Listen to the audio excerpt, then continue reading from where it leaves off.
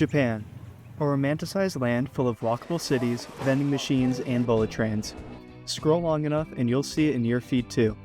Quiet train rides, rain-soaked Tokyo streets, polite strangers, cheap ramen, accompanied by a total vacuum of chaos.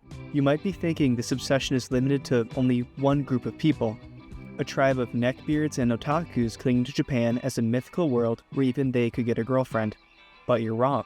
This obsession includes Japanese cultural influence in America, but also goes beyond. It includes safety concerns, economic prospects, and, what we'll be focusing on first, Japan's public infrastructure. Ask Americans why they moved to Japan, and they often have some common themes. I just kind of fell in love with just like how safe it is, convenient, the train. I can just literally go anywhere in Japan right now if I wanted to. Shinkansen, But in Japan, we're either remote work now or we're on the commuter trains. It's great here. You can actually take the buses and the train anywhere you want. It's clean. Over and over, they talk about how nice the public transportation is, how clean the cities are, streets designed for walking instead of traffic. Trains arrive on time and connect to nearly everything, not just downtown, but ordinary neighborhoods. Residential areas are built around stations, not highways, so daily life doesn't require a car. Shops, offices, apartments, and schools coexist in the same space, creating cities that feel dense without feeling overwhelming. This isn't accidental or aesthetic, it's structural. Japan's urban planning prioritizes transit-oriented development and long-term maintenance over speed and spectacle. Zoning laws allow mixed-use neighborhoods by default, making it easy to build housing and keep cities affordable and alive at street level. Contrast that to America, where we have huge blocks of residential housing miles from blocks of businesses. As market urbanism explains, Japanese zoning is relatively liberal, with few bulk and density controls, limited use segregation, and no regulatory distinction between apartments and single-family homes.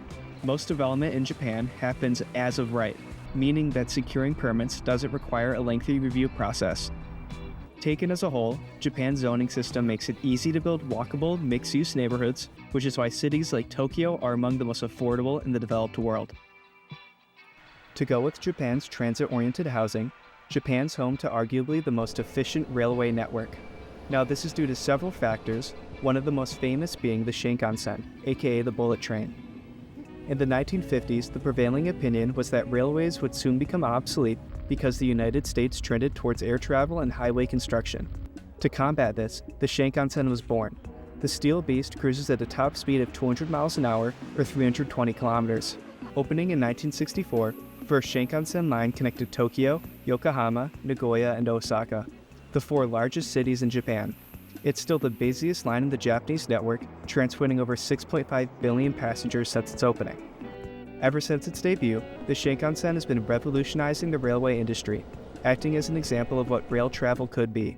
Its success led directly to the American High-Speed Ground Transportation Act of 1965, and debates on whether America should fully adopt high-speed rail continues to this day. The bill focuses on a vision that would allow the state to enter a contract with a private company to build high-speed rail connecting the cities of Dallas, Austin, and San Antonio.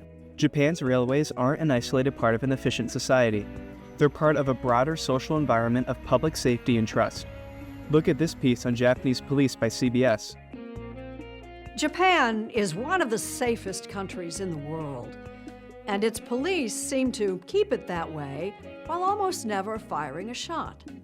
Lucy Kraft goes on patrol with the Tokyo Police. The essence of Japanese law enforcement is here at the Koban, or police box. Besides more than 1,000 police stations, Japan operates 6,000 Koban and an equal number of smaller, rural posts blanketing every corner of the country. Close to half of the nation's cops are assigned to one.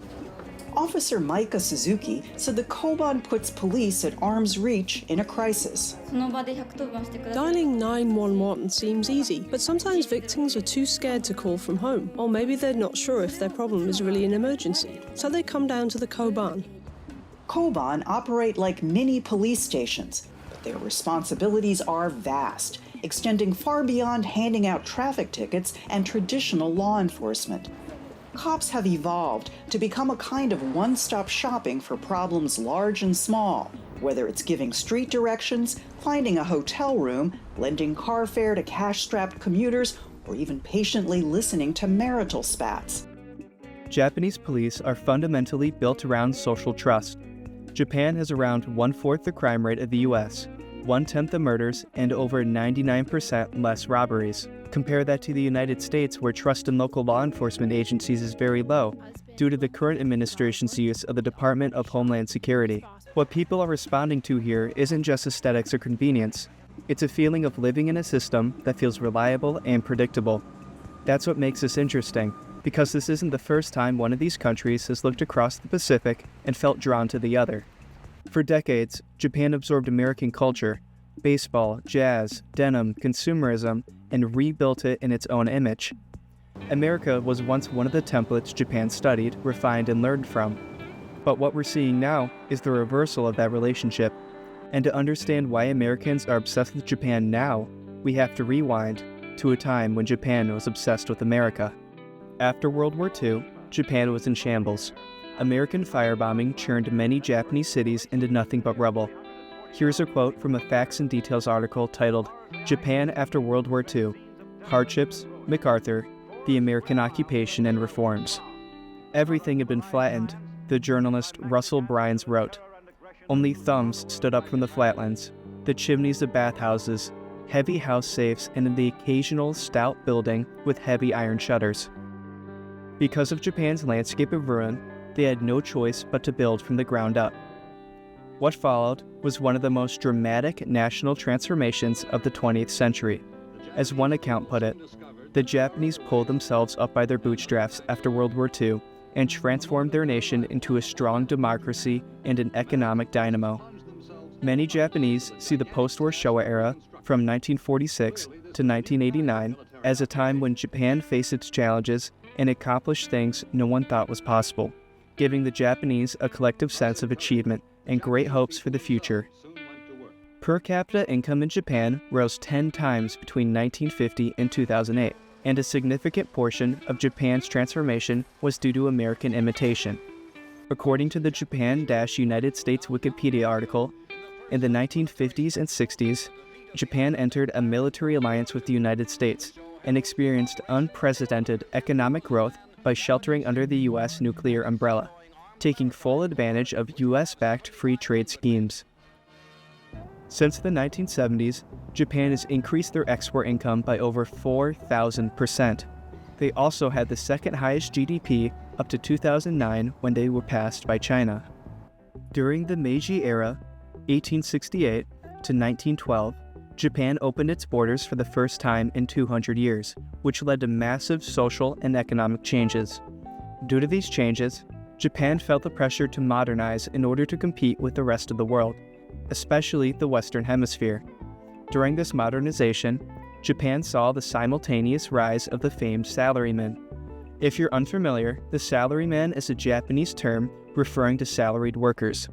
It's portrayed as a white-collar worker who shows unwavering loyalty and commitment to his employer, prioritizing work over anything else, including family. Salarymen are expected to work long hours, whether overtime is paid or not. Salaryman isn't a translation, it's a Japanese formation from English loanwords. It saw widespread use by 1930 as Japan became more and more influenced by America. According to the Pew Research Center article titled, "How Americans and Japanese See Each Other," to Americans, the Japanese are generally viewed in a positive light. Words like hardworking, innovative, and honest are what Americans use to describe them. In fact, more than 9 out of 10 Americans say they associate hardworking with the Japanese. The reason for this viewpoint is the salaryman, but not without its drawbacks. Look at this interview YouTuber Sprout conducted. How many hours do you work in a week? 終電ぐらいまでって言えばいいですかね。 So that's midnight around? みんな。まあ自分も今コロナがあるので、それで働いて、業績が悪くなって、そこのために家族のために働いて。 Are you tired? もうありで、ありで。What is the dark side of Japanese working culture? もうですね。まあプレッシャー、まああれは上司が悪かったな。奴隷のような感じになってましたね。逃げればよかったっていうね。弁護士は自殺率が高いです。友人がもう2人ほど自殺してます。Japan's system is efficient and beats China and the United States by far when you compare GDP to land size. But that success comes with pressures foreigners don't always see. Long work hours, social expectations, and a high suicide rate. It's a quiet, persistent stress that doesn't often show up in international news or social media. Japan excels in safety, order, and efficiency, all while ranking among the lowest in life satisfaction and happiness among developed nations. Between how Japan functions and how it feels to live there long term is exactly where the American obsession starts to blur into fantasy. Anime is arguably the most common entry point into this obsession. For many Americans, anime isn't just entertainment. It's their first sustained exposure to Japan, long before zoning laws, crime statistics, or public transit maps ever enter the picture. Anime introduces Japan not only through explanation, but through immersion. Cities built for walking, trains as background noise rather than daily stress, children navigating neighborhoods on their own, quiet moments between characters that linger instead of rushing forward. Anime offers a vision of daily life that feels slower, more intentional, and strangely humane. Even when the stories are fantastical, the environments are grounded, streets are dense but calm, public spaces are shared. Order exists without constant enforcement. For viewers raised in car-dependent suburbs or cities defined by congestion and noise, that contrast is powerful. This appeal is often reduced to stereotype, dismissed as niche fandom or escapism, but that explanation doesn't hold up anymore. Anime is no longer fringe, it's mainstream, and it has been for decades. The history of anime in the United States dates back to 1961, when Magic Boy and Panda and the Magic Serpent, both produced by Toei Animation, became the first documented anime films released in America. For years, anime remained a curiosity. It crossed the Pacific in fragments, rarely shaping the broader culture. That changed in the 90s. What made anime stick wasn't just the popularity, but the localization. Japanese studios and American distributors began treating anime not as a foreign novelty, but as serious media worth adapting carefully. Disney's distribution deal with Studio Ghibli brought films like My Neighbor Totoro and Kiki's Delivery Service to American audiences with high-quality English voice acting and cultural respect. Anime stopped being something you stumbled across and started becoming something you sought out. Then came the franchises: Sailor Moon, Dragon Ball Z, and most influential of all, Pokémon. Pokémon became the highest-grossing media franchise in history, generating over $288 billion in revenue. Its success doesn't just sell games and cards. It normalized Japan as a producer of quality, creativity, and reliability. For a generation raised decades after World War II, Pokémon quietly replaced older associations with a new image: Japan as imaginative, disciplined, and capable. Through anime, Americans absorbed a simplified but powerful version of Japan. Its food, its fashion, its architecture, its rhythms of daily life. Not explained, not argued, just shown. So when Americans later encountered real Japan through travel, relocation videos, or social media, it didn't feel alien to them. It felt familiar. Anime doesn't create obsession on its own, but it prepared the ground. It turned curiosity into attachment, and then attachment into projection. And that's where fascination begins to blur into fantasy. Japan starts to feel less like a country and more like a solution. A place where the problems people are exhausted by, crime, anxiety, failing infrastructure, endless friction, appear to have been solved cleanly and permanently.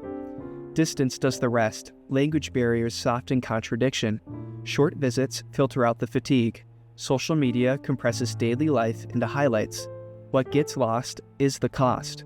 Japan's order isn't accidental. It's maintained through pressure, long work hours, rigid social expectations, and tolerance for quiet sacrifice that doesn't translate easily across cultures. The same systems that make cities safe and trains punctual also demand conformity and endurance. Japan excels at stability, but that stability comes with trade-offs that outsiders rarely experience firsthand. And yet the fantasy persists, because it isn't really about Japan, it's about contrast. When Americans look at Japan, they're not just admiring another country, they're measuring their own. They're asking why basic systems feel harder at home, why safety feels conditional, why public life feels loud, tense, and fragile. Japan becomes a mirror, a way to imagine modern life without admitting how dissatisfied they've become with their own. That's why this obsession spans so many different kinds of people. Japan absorbs them all because it represents coherence in a world that feels increasingly fragmented. Japan doesn't offer a blueprint, and it isn't a paradise, but it does prove something unsettling, that Americans have been lied to. They've been told that walkable cities, safe public spaces, and reliable infrastructure are impossible, yet they already exist somewhere else. And once that possibility is visible, fascination is inevitable. Because the fantasy isn't that Japan is perfect, it's that modern life doesn't have to feel broken.